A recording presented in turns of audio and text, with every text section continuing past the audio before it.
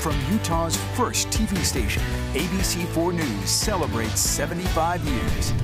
Welcome to ABC4 News at 10. I'm Glenn Mills. And I'm Emily Flores. We thank you for joining us. A homeless advocacy group says the city and state are punishing them and the people they serve for talking to the press.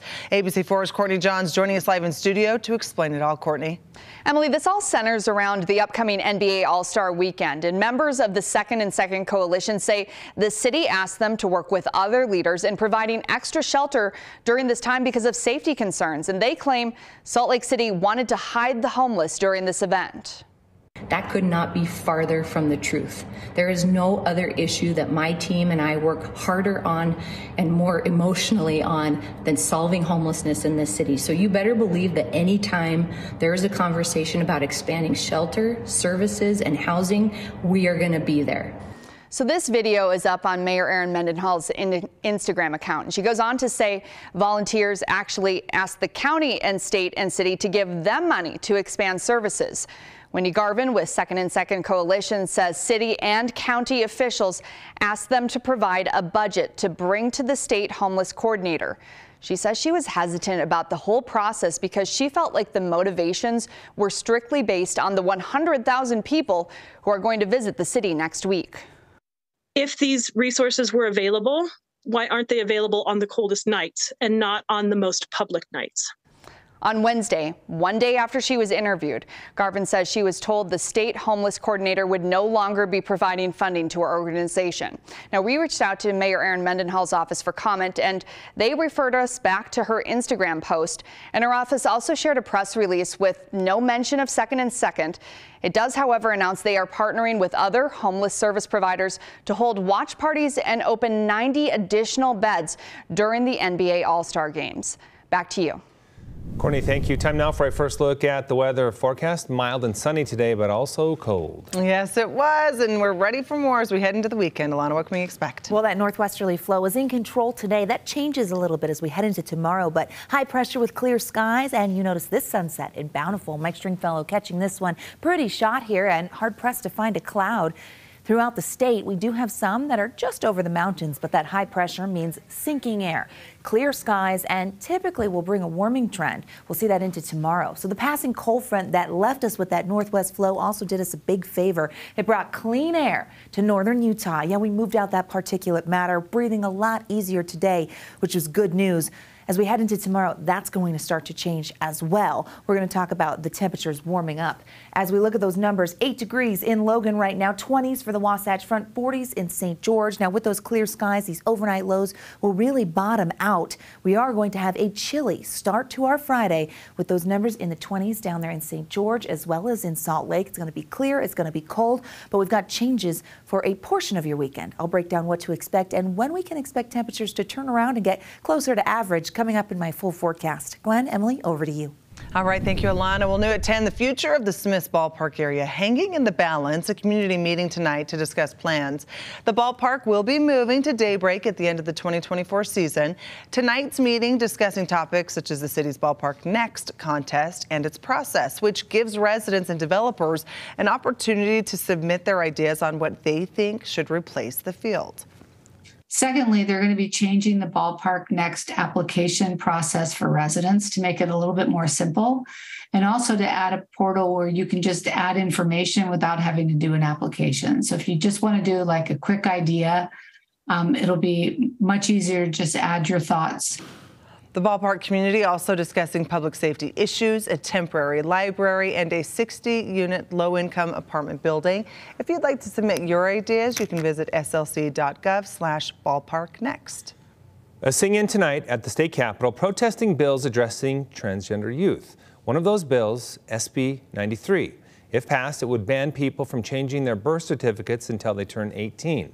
Another, SB 16, it restricts gender surgeries and puberty blockers for anyone under the age of 18. That one has already passed and been signed into law. Community organizations and supportive parents in attendance at the sing-in.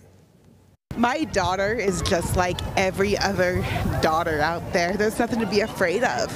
You know, she likes to go to the movies and play video games and hang out with her friends.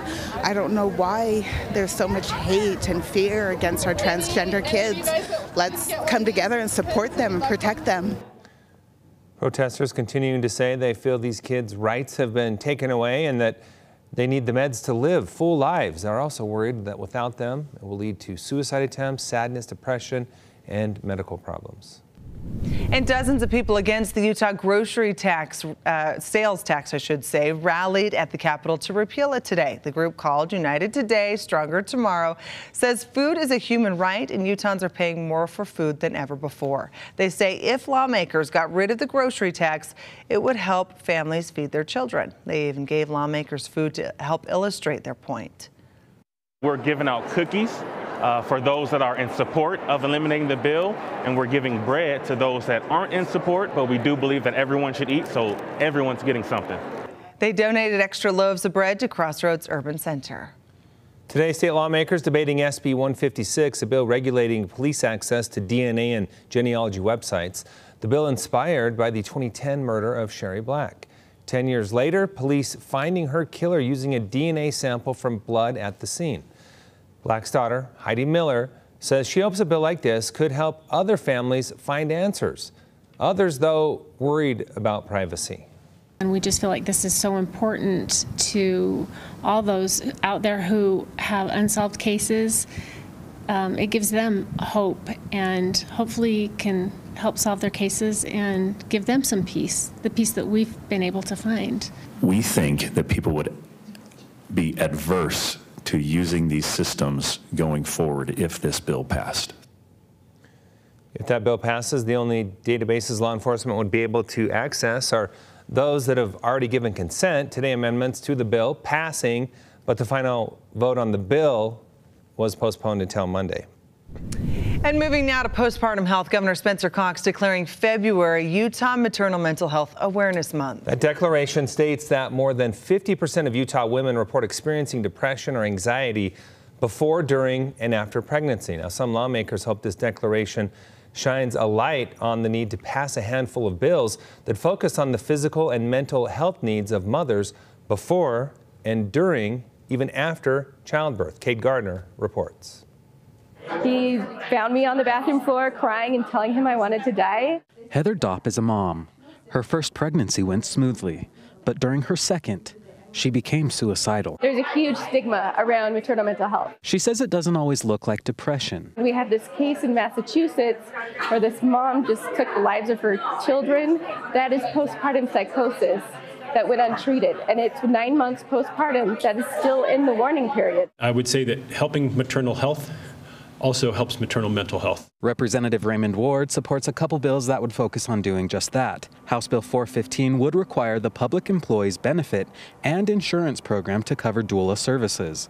Bill sponsor Representative Ashley Matthews says this would give mothers another advocate during pregnancy. Problems with maternal mental health affect more than just the individual. It affects the entire family. Representative Rosemary Lesser's House Bill 85 would extend Medicaid coverage to pregnant women from 60 days post-birth to 1 year. We recognize that the complications after childbirth extend for much longer than 60 days. It would also expand coverage for mothers with a household income less than or equal to 200% of the federal poverty level. Right now we're tied for last place, so we're not alone in last place, I guess, but we're also tied for last place with the lowest level of coverage amongst the states, and we can do better than that. With help, you'll be well, and that's what we need moms to know, is with help, you'll be well. You're not a bad mom. You're not alone. It's so common, and there are resources.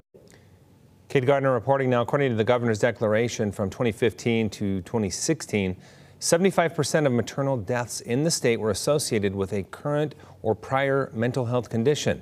95% of those deaths were preventable. And new at 10, the U.S. Postal Inspection Service is offering a reward of up to $50,000. The reward for information leading to the arrest and conviction of the suspect or suspects who robbed a USPS employee. U.S. Postal inspectors believe the individual pictured here robbed the employee at approximately 11 a.m. on February 7th at a USPS facility located at 30 West 900 South in Salt Lake City. Now, that suspect was seen leaving the area riding a green and white Kawasaki dirt bike. Now, if you have any information about this incident, you are asked to contact the U.S. Postal Inspection Service, the number there at the bottom of your screen. Coming up, President Biden says Social Security and Medicare are under threat by Republicans, but Republicans say he's mischaracterizing their stance. More on that from Washington. And mobile homes ripped from the ground after a tornado strikes in Louisiana. We'll have more on the storm damage when we return.